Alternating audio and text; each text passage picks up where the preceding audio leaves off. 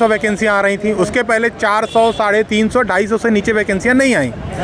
लेकिन 2023 के बाद से जब से आदरणीय मोहन यादव जी सत्ता पे आए हैं, तो 23 में आपने वैकेंसियाँ दी 120, 24 में आपने वैकेंसियाँ दी कितनी 155-56, 25 में वैकेंसियाँ दी फिर 150। यार आप कर क्या रहे हो?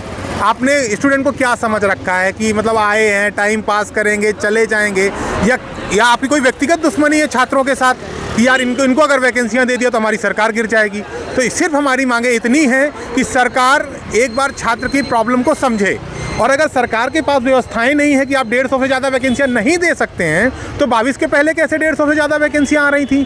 22 में वही 400 के करीब वैकेंसियां आई हैं। तो आप छात्र को इग्नोर करके आपकी सत्ता नहीं चल सकती है, क्योंकि छात्र का जीवन जब तबाह होगा तो वो सरकार को नहीं बख्शेगा। लेकिन पिछली बार तो आपकी सारी मांगे सरकार ने मांग ली थी, तो फिर इस बार वापस से आंदोलन करने की क्या ज़रूरत पड़ रही है? देखिए, पिछली बार वही किया गया था, जैसे हमारे घर में बच्चा नहीं रोता तो बच्चे को कह दिया जाता कि बेटा हाँ तुमको मार्केट लेके चलेंगे। पिछली बार आंदोलन अपने चरम स्तर पे था। छात्रों ने दिन रात कड़ाके की ठंड में हफ्तों रुक के यहीं सरकार के सामने अपना प्रदर्शन किया, शांतिपूर्ण तरीके से आंदोलन किया था। लेकिन उसके बावजूद भी सरकार ने रात को 3 बजे क्या किया, एक फर्जी सा कागज़ लेके केवल झूठे जुमलेबाजी करके कि हाँ आपकी ये मांगे मान ली गई हैं, ये मांगे मान ली गई हैं। उसके बाद 25 में जो आंदोलन हुआ, 25 में वैकेंसियाँ कितनी दी गई 157। फिर इसके बाद 26 की वैकेंसियाँ कितनी दी गई 155, 156 वैकेंसियाँ। आपने क्या मांगे मानी है? आपने केवल लॉलीपॉप पकड़ाया स्टूडेंट को। 87-13 के मैटर में आपने कहा था हम सॉल्व करेंगे, चलो ठीक है वो कोर्ट में मैटर है।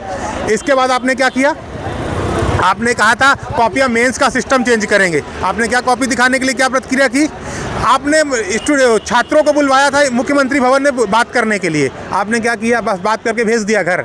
स्टूडेंट को आपने मूर्ख समझ रखा है। तो भाई साहब, मूर्ख नहीं है स्टूडेंट। अगर वो पूरा दिमाग लगा के पढ़ सकता है तो अपने अधिकारों के लिए लड़ भी सकता है। इस बार बात यह है कि विनम्रतापूर्वक हम खड़े हैं आयोग के सामने, और आप जब तक हमारी बात नहीं मानेंगे, और इस बार कोई लिखित प्रमाण आप नहीं देते हैं कि हम आपकी मांगों को मानेंगे, क्योंकि हम कोई अनैतिक मांग नहीं कर रहे हैं, कोई हम राजनीतिक दल नहीं बना रहे हैं। हम केवल अपनी पीड़ा लेके खड़े हैं कि छात्र अगर यहाँ भोलाराम में 10 बाई 10 के कमरे में संघर्ष कर रहा है, उसका पूरा परिवार उसके साथ संघर्ष कर रहा है, तो आप उस संघर्ष में पानी न फेरें, छात्र का साथ दें, उसकी पीड़ा को समझें।